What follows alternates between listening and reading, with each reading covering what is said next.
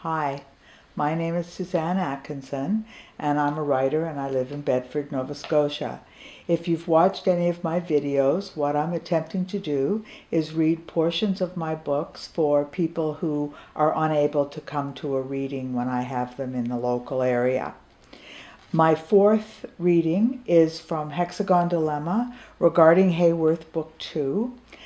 It's the second of a four-part series based in a small fictitious town in northern Alberta. The theme of this book is ethics and exploring what a person might be willing to sacrifice in order to maintain their ethical standards. And the Hexagon is the local community provincial building. Hexagon Dilemma is available on all digital platforms. You can order it from any bookstore, Chapters, Amazon. It's also available locally here in the Halifax area at Chapter stores, and all of the Hayworth books are stocked in Chapter stores Edmonton and North in Alberta.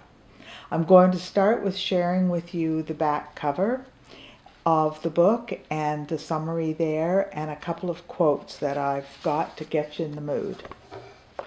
Gabby Ridgway is 40 and widowed.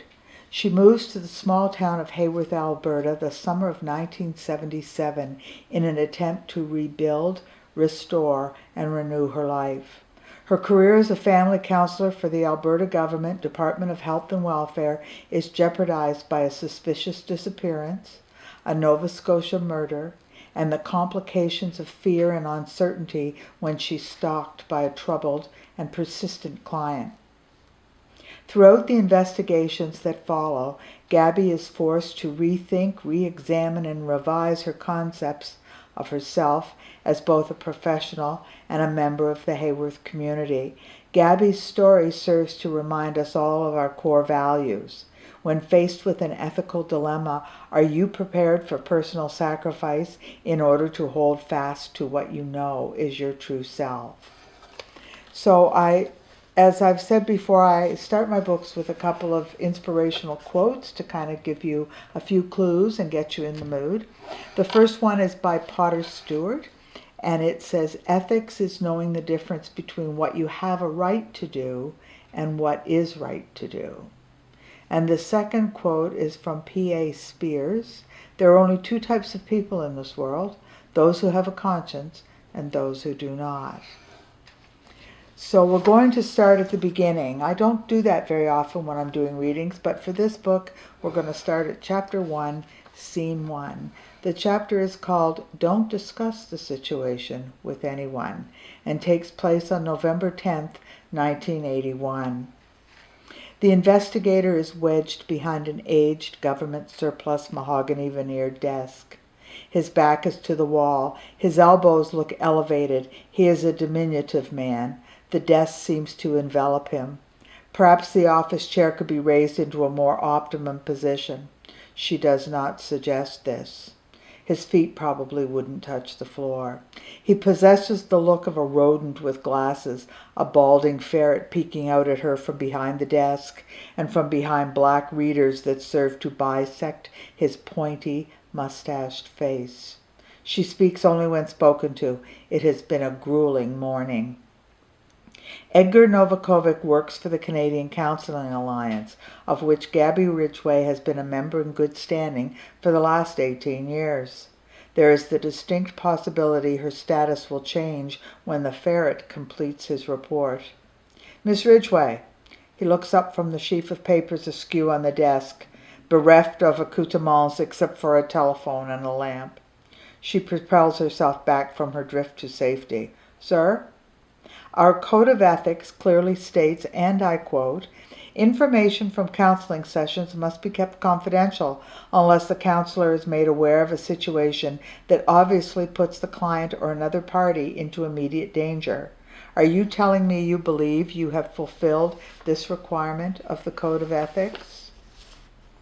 Gabby forces herself not to wipe her sweaty palms on her stovepipe wool slacks, purchased especially for this interview.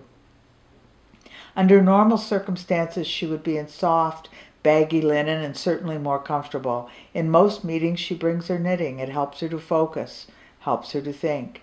Mr. Novakovic, I feel I did not perform unethically, regardless of the letter from my former client. She is a ruthless person. She will be held accountable for her behavior. That is her doing, not mine. I merely tried, when asked, to assist in the protection of a third party. I'm happy to continue to answer all your questions. I did not betray her confidence. She worries she might sound whiny or even desperate. Her ass is sore. The chair she was offered at the commencement of this meeting is a straight-backed, armless one. Her slacks are itchy and her bum is even more annoyed with this experience than her brain. She has been trapped in the sterile, ownerless office for almost an hour, and he continues to grill her with the same questions. "Do you mind if I stand up for a bit, sir?" He looks quizzical but not annoyed. "Back problems?" "I like to stretch now and then," she explains as she unfolds her lean frame into a vertical position.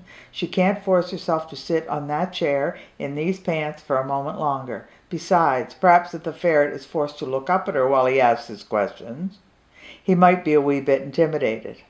Maybe that's not a good idea. She'll sit again soon.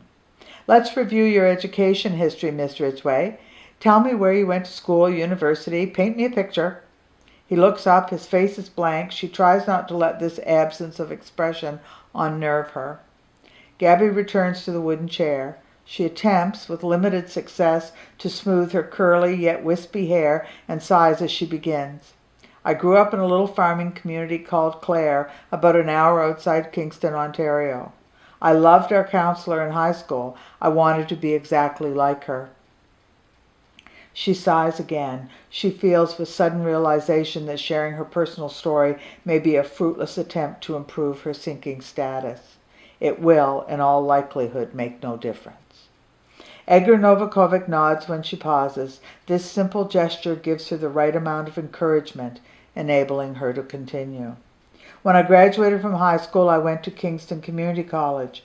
I would have preferred university like Waterloo or Toronto, but going to KCC enabled me to live at home. We didn't have a lot of money. I obtained my counseling certificate and landed a position at the middle school in Clare as the guidance counselor. I was with them from 1963 until 4 years ago, the summer of 1977, when I accepted a position in the counseling division here at the Provincial Government Services in Hayworth. She leans her back against the hard chair, satisfied with her answer. "May I ask you why you left your guidance counseling position 5 years ago?" Gabby smiles, a sad smile, and responds, "I wasn't investigated for an ethical issue, if that's your question, Mr. Novakovic. My husband died of cancer 2 years after we were married. He was a math teacher. I stuck around for a while, but was in desperate need of a change, so here I am." No more details, she hopes. "You can check with the school administrators, sir. You have all the contact information in your file. They will confirm my tale of woe." The words have a tenor of resignation about them. She doesn't care. "I signed a waiver, so you may discuss the situation with them." "I already have," is his immediate reply. Gabby's mind starts to wander again. She wishes she could talk to Joe. He has been such a good friend, a rock throughout this mess. He doesn't ask questions he realizes she can't answer. It helps. Office colleagues are as supportive as they can be, considering she can't discuss her circumstances. Right now she feels abandoned, regardless. She fights to muffle another sigh. Her attention is drawn to the narrow window in the corner. Mere slivers of natural November light snake into the shadowed office.